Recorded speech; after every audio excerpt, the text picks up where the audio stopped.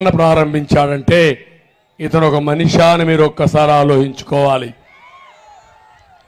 నేర ప్రవృత్తి, నేరాలు ఘోరాలు చేయడం, పోలీస్ వ్యవస్థను ఉపయోగించుకొని ఎక్కడికక్కడ అణిచివేయాలని ఆలోచన తప్ప ఈ రాష్ట్రంలో శాంతి భద్రతలు పరిరక్షించాలి, ప్రజాస్వామ్యంగా ముందుకు పోవాలని ఎక్కడా లేదు. దీనికి తోడు దోపిడీ, మామూలు దోపిడీ కాదు, బందీపోట్లకు మించిపోయిన దోపిడీ. అవునా కాదా నేను అడుగుతున్నా మిమ్మల్ని. ఇసుక mafia, mining mafia, sand liquor mafia, land mafia, ఎక్కడ చూసినా మాఫియాల రాజ్యం, ఎక్కడ చూసినా ప్రైవేట్ ఆర్మీ, ఇంకొక పక్క పోలీసులు వత్తాసు. ఈ రెండు కలిపి రాష్ట్రాన్ని నాశనం చేసేశారు. అందుకే నా ఆవేదన ఒకటే అడుగుతున్నా మిమ్మల్ని అందరినీ. నిన్నటి వరకు సెటిల్మెంట్ జరిగాయి, మామూలు సెటిల్మెంట్లు కాదు. మీరు అనుకుంటారు నన్నేం చేస్తారని. ఈ చీరాలలో ఏ విధంగా అయితే రౌడీ జరుగుతుందో ఇదే విధంగా రాష్ట్రం అంతా చేయడానికి ప్రారంభించారు ఈ దుర్మార్గులు.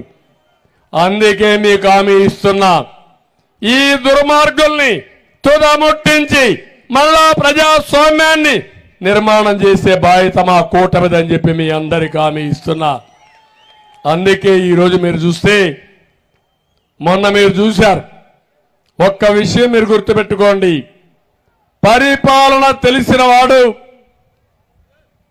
ఒక పద్ధతి ప్రకారం చేసి సంక్షేమం ఇస్తూ అభివృద్ధి చేసి అదే మన నిరంతరం ఈ కార్యక్రమాలు కొనసాగించే విధంగా చేయాల్సిన బాధ్యత ఉంటుంది. కానీ ఈ ముఖ్యమంత్రి పరిపాలన చేతగాని దద్దమ్మ.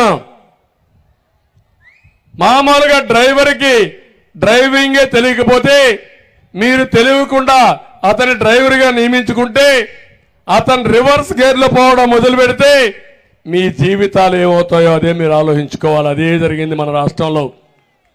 ఈరోజు రాష్ట్రంలో ఏ వ్యవస్థ అయినా పనిచేస్తుందా తమ్ముళ్ళు అని అడుగుతున్నా. వ్యవసాయ శాఖ పనిచేస్తుందా అని అడుగుతున్నా మిమ్మల్ని. విద్యాశాఖ పనిచేస్తా ఉందని అడుగుతున్నా. ఈరోజు స్కూల్స్కి రంగులు కొడితే పిల్లలకు చదువు వస్తుందా?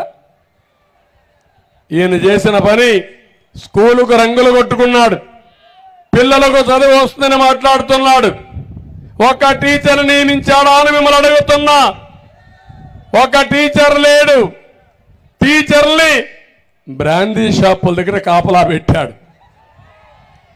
ఏమనాలి ఇన్ని?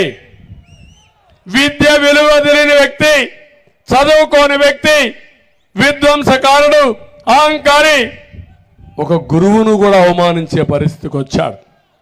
అందుకే ఈరోజు ఒకటే గుర్తుపెట్టుకోండి, నిన్న ఎన్నికల మేనిఫెస్టో ఇచ్చాడు.